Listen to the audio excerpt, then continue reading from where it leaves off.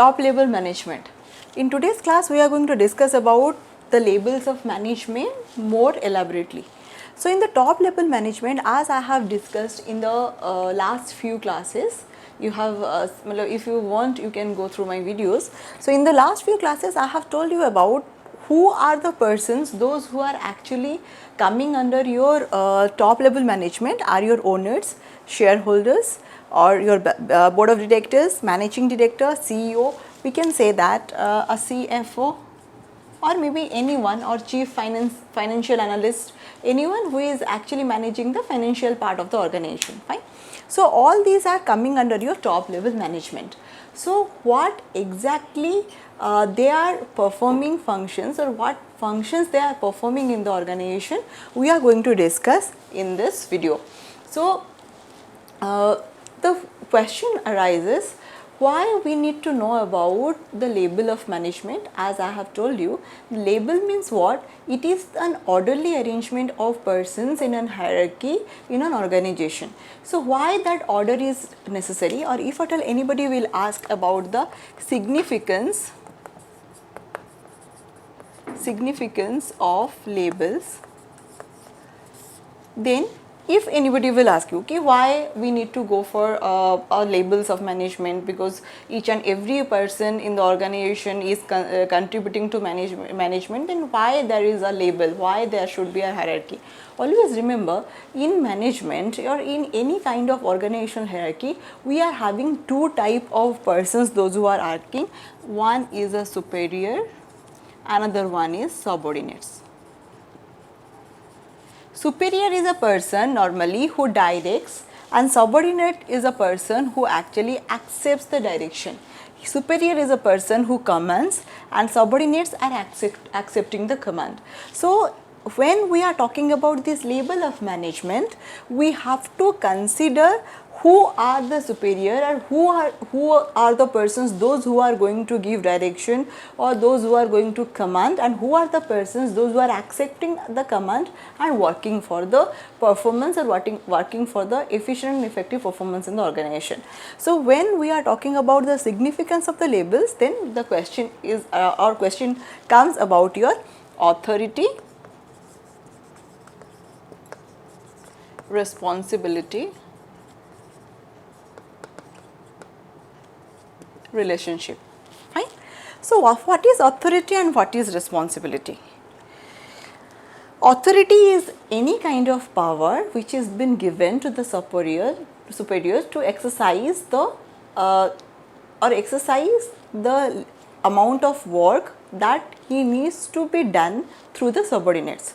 So this is the type of, or this is somehow the power that is been given to the superiors. And when we are talking about responsibility, always remember, authority and responsibility go hand in hand.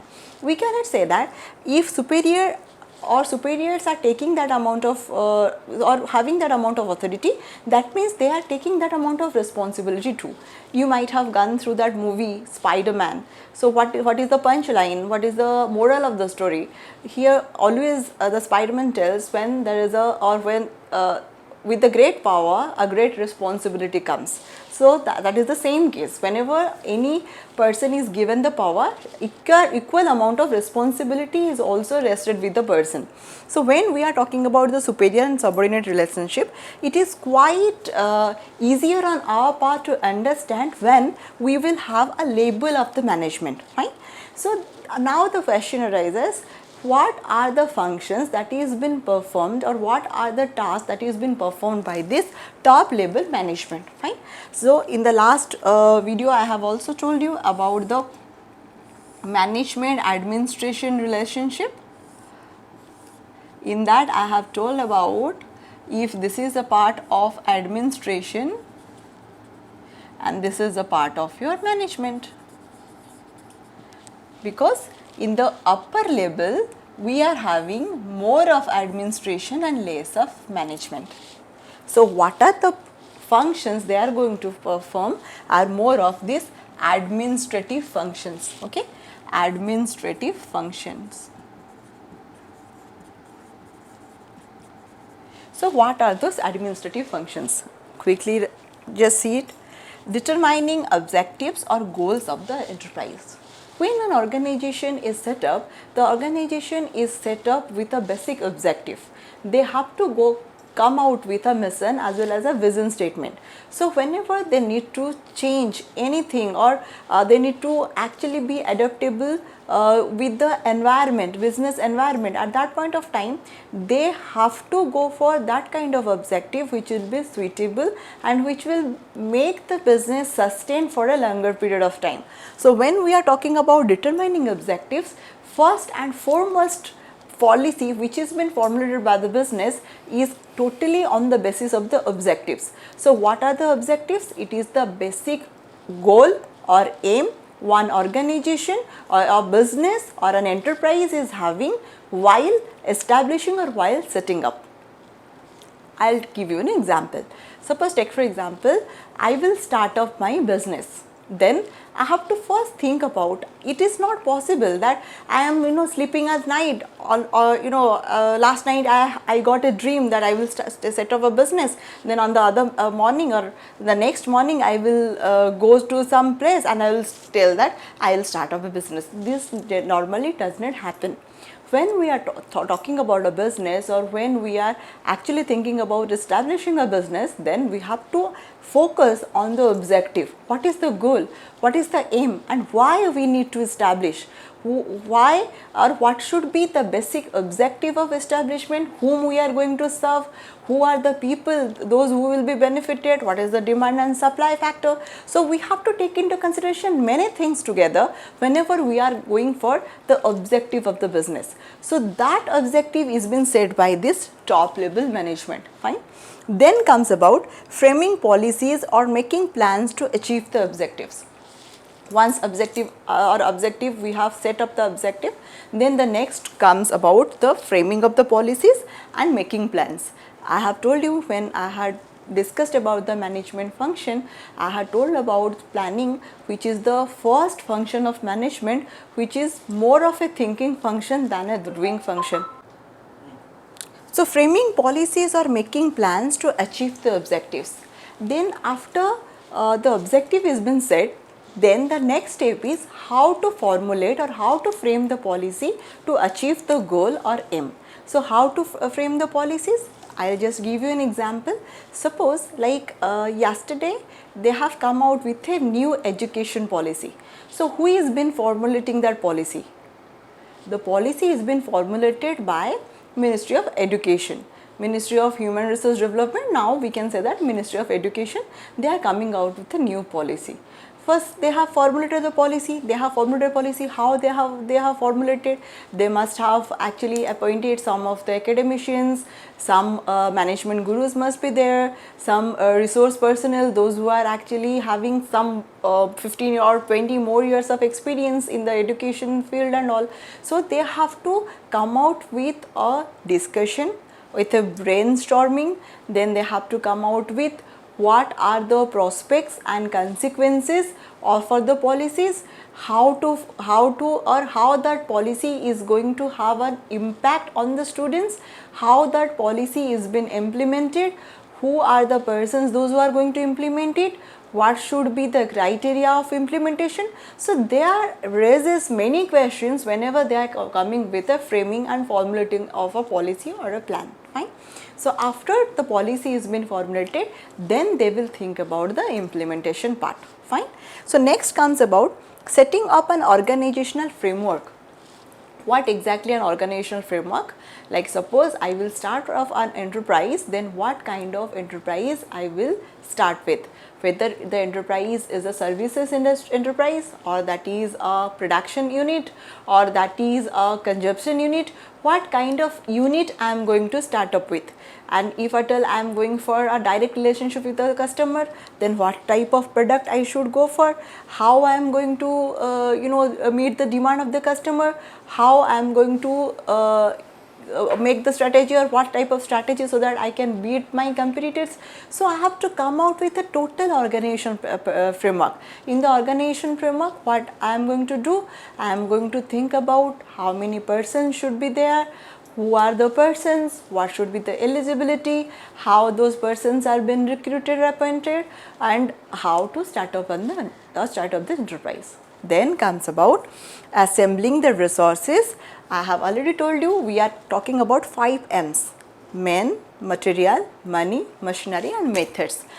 A single M, or by substituting a single M, we cannot actually reach to our M. Fine. 1 M, or substituting 1 M or deducting 1 M, we cannot reach to M, or M of our enterprise or objective. Fine. So when we are talking about this assembling the resources, then money, where from we will get the finance, whether whatever finance we are having, that is sufficient to start the enterprise, or we have to seek the bank loan. If at all we are going for a bank loan, what are the what is the interest rate, how we are going to repay that back, what should be the moratorium period. So we have to come out with many questions. Then comes about men. Who are the persons, those who are coming to our enterprise, how to recruit those persons, what should be the minimum eligibility. Then comes about materials. Who are the suppliers, those who are actually in the market, what is the quality of the products they are coming with or they are dealing with, how to come out with a better product, what should be the competitor's strategy, and how to meet with our how to beat the competitor with our strategy.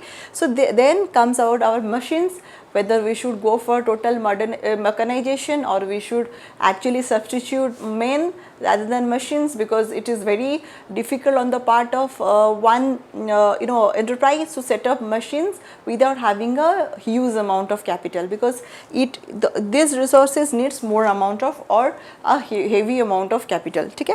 Next comes about methods. What are the methods that we are going to apply, whether we need to be technologically very upgraded or moderately upgraded, or we don't need to go for a technology. So all these are coming under your assembling the resources, or assembling those 5 M's in such a way that we can achieve our objectives. Because whatever policies we are formulating, whatever organizational framework we are actually going for, the final aim is to achieve the objective of the set by the enterprise. Then comes about exercising effective control. I have told how to exercise effective control in the functions of management. Then we have to come out with the actual performance. Then we had already come with the standards, or prepared the budgeted figure, estimated figure. Then we have to compare the actual with the estimated, then come out with the effective control. If at all finance department is having more expenditure, what is the reason of finance department? Then if sales department is not generating more amount of revenue, what is the problem with the sales department? Is there any other methods that we should follow, whether we are going for a wrong technology or not? So there are many type of things which will come under your exercising effective control. Then providing overall leadership. Leadership plays an important role in the organization. As I have told you, management is art as well as science. So management is an art of getting things done through and by people and with people. So when we are talking about with people, a manager or a person who is working in the organization needs to be a very good leader. He needs to actually utilize the men, or utilize the persons, those who are working in the organization, in such a way that they can come out with their best to the organization. They will be feeling motivated towards doing the job, and the organization can go for a more efficiency, or the organization can come out with a more productivity. Level management, we are having all the functional heads of all departments. For example, we can have many departments in the organization. May it be production, may it be sales, may it be marketing, may it be finance, may it be HR, may it be research and development. So there are many departments in the organization. So all these departments chief or all the departments head are coming under your middle level of management. In the middle level of management, we are also having two categories, or we can have a differentiation of two categories of management. One is a senior middle level management and another one is a junior middle level management. In a senior middle level management, the chief manager, the regional managers, the persons, those who are representing the departments, they are coming under under the senior level management. But when it comes to the junior middle level management or the lower middle level management, we can have the divisional and sectional heads, or the deputy manager, branch managers, and this deputy manager, branch managers, that comes to different type of departments too. Okay, so I'll share you an experience. Like when I used to work with an NBFC, non-banking financial corporation. So our organizational hierarchy was like this. Like in the same level of management also, there are some persons, those who are sitting in the head office, those who can say that, or can be regarded as a deputy managers, and the same level of hierarchy, those who work in the branch offices are known as your branch managers, or maybe we can say that there's ADBs, like branch those who are taking care of the branch. So whenever we are having that kind of organizational system also, this divisional and sectional heads, deputy manager and branch managers, all are coming under your same categories. Fine. Then comes about, if these are the persons, those who are coming under middle level of management, then our next question rises that what are the functions or what are the duties they are actually performing.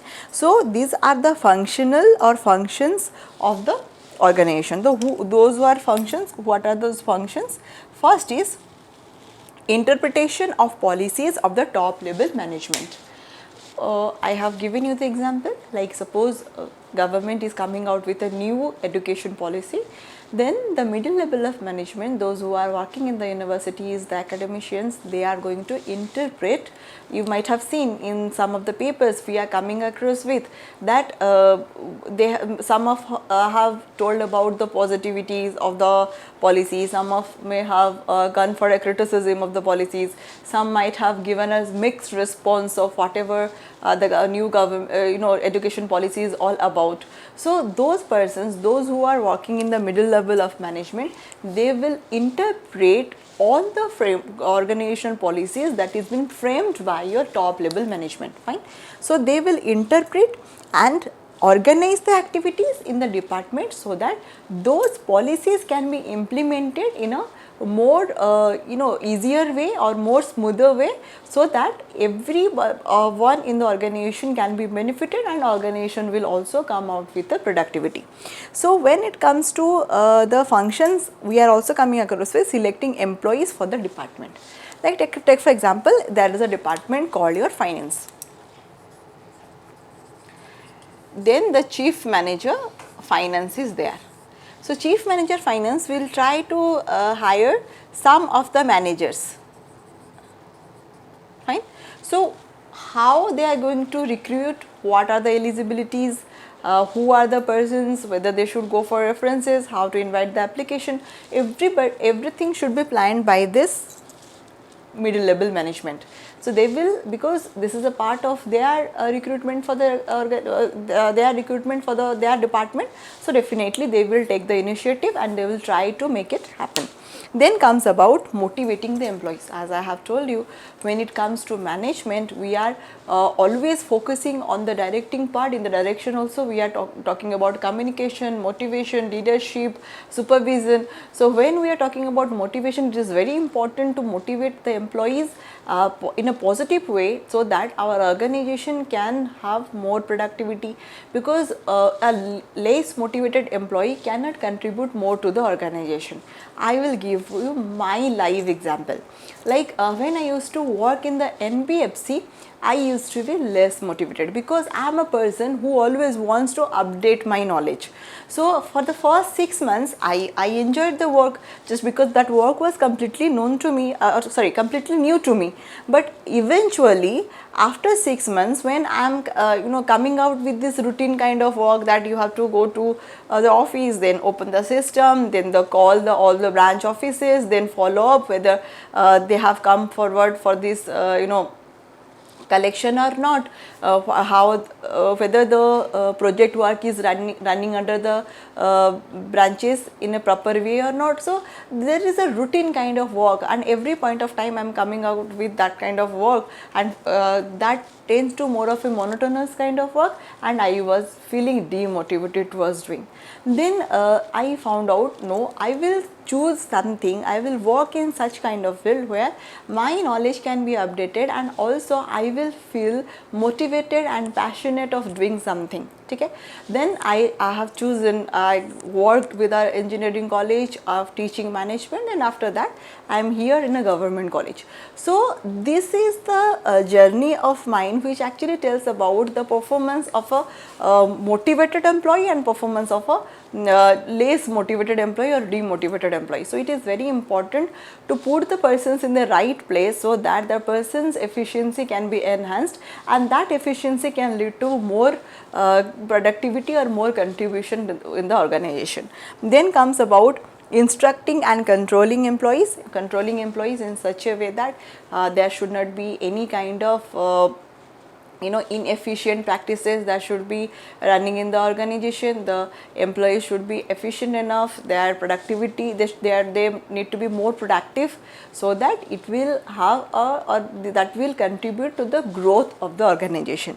Then comes with the cooperating with the departments, or cooperation with the departments. As I have told you, when we are talking about coordination and cooperation is much a narrower term, because if at all you are having a proper cooperation also, only we can coordinate.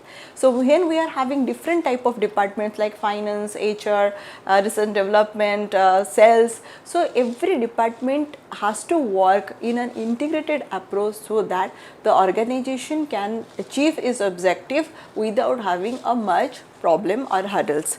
Then comes about the implementing policies. This is the very important part that middle level organizations do, that they always act as a link or a major channel between the top level as well as the lower level management.